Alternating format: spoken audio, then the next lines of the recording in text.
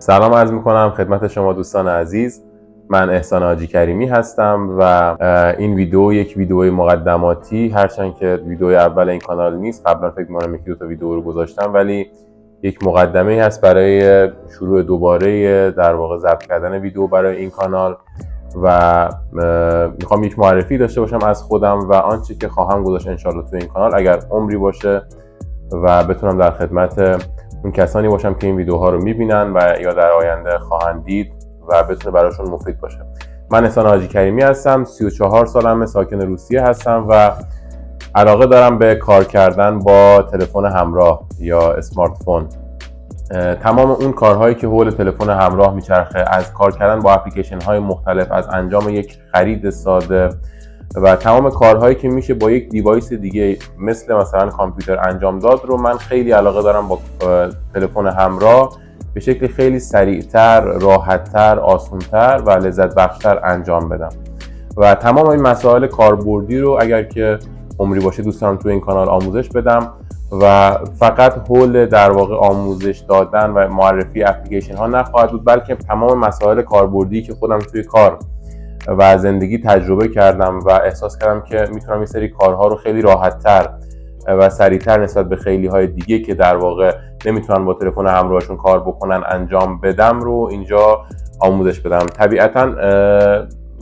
بیشتر آموزش ها ممکنه حول گوشی آیفون باشه نسبت به گوشی های دیگه یا اندروید، به خاطر اینکه گوشی خود من آیفونه، ولی سعی میکنم اپلیکیشن هایی رو آموزش بدم که در واقع مشترک باشه بین آیفون و گوشی های دیگه، گوشی های اندرویدی و خب طبیعتا یک سری هم اپلیکیشن های اختصاصی هست برای خود آیفونه که طبیعتا دیگه فقط آیفون دارا میتونن استفاده بکنن و اونها رو آموزشش رو توی این کانال برای شما بذارم. آموزش ها ممکنه حول حوزه در واقع طراحی و گرافیک باشه، از جمله طراحی مثلا شبکه‌های اجتماعی مثل اینستاگرام، طراحی پست و استوری.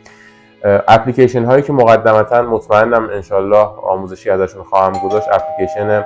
ادوبی اکسپرس هست که خیلی اپلیکیشن فوق‌العاده‌ای هست و دقیقاً وجه مشترک بین آیفون و اندروید، یک قابلیت فوق‌العاده‌ای داره که فضای ابری این اپلیکیشن است که شما وقتی یک در واقع طرحی رو طراحی می‌کنید میتونید اون طرح رو به صورت لایه باز به اشتراک بذارید با دیگران که اونها هم روی گوشیشون باز بکنن و بتونن در واقع ادیت مورد نظرشون رو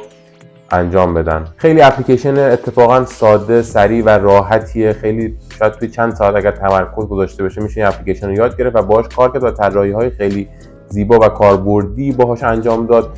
بعد از اینکه یک طرحی رو زدید، خود اون طرح رو با چند تا کلیک میتونید تبدیل بکنید در واقع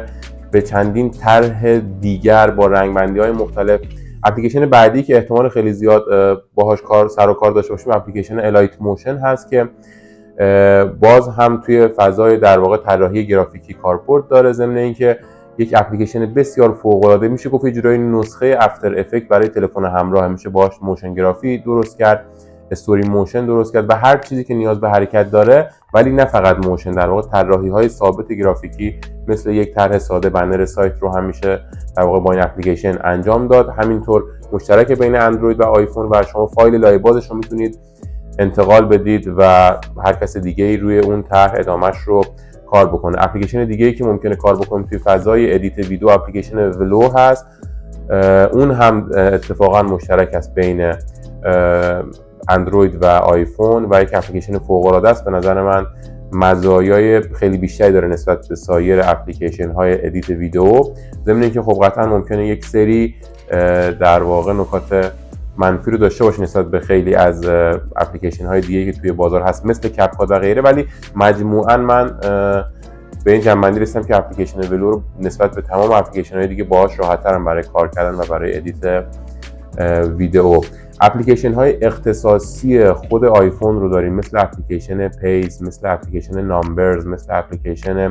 کینوت که در واقع همون نرم افزارهای تخصصی مایکروسافت نسخه آیفونش هست که نسخه iOSش در واقع هست که هم روی لپتاپ های مکبوک کار میکنه، هم روی گوشی های آیفون و هم روی آیپد کار میکنه که خیلی ها از این اپلیکیشن ها غافلن. من خودم به صورت کاملا اتفاقی آشنا شدم با این اپلیکیشن های اختصاصی و رایگان اپل چقدر فوق العاده است. مثلا توی اپلیکیشن پیج شما میتونید یک فایل ورد مایکروسافت رو باز بکنید، ادیتش بکنید، کاملا ادیتیبل هست. مثلا یک داکیومنت اداری و شرکتی خودتون رو میتونید باز بکنید، یک قرارداد رو میتونید امضا بکنید، مهر بکنید، تبدیلش بکنید به PDF و ارسال بکنید به صورت کاملا کامپکت توی اپلیکیشن اختصاصی خود آیفون. اپلیکیشن نامبرز که همون در واقع معادل اکسل هست، فایل‌های اکسل رو اونجا میتونید باز بکنید، ادیتش بکنید و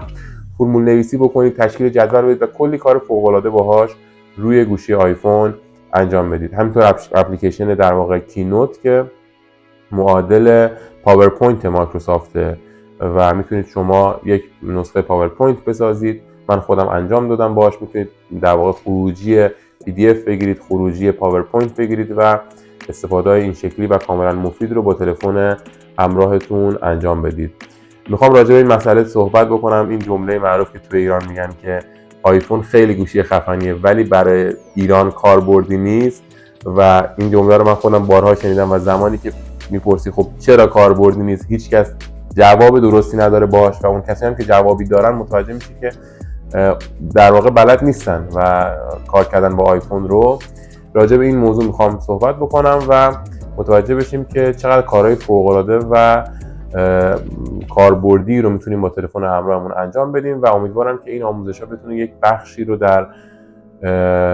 تجربه شما، تجربه کاریتون و زندگیتون رو تسهیل بکنه و بتونید استفاده بکنید و کارهای خیلی زیادی رو که ممکن بود به شکل سخت‌تر، پیچیده‌تر و زمان برتر تا الان انجام میدادید خیلی راحت‌تر و ساده‌تر انجام بدید. خیلی خوشحال شدم که توی این ویدیو با شما بودم و تا ویدیوهای بعدی خدا یار و نگهدارتون.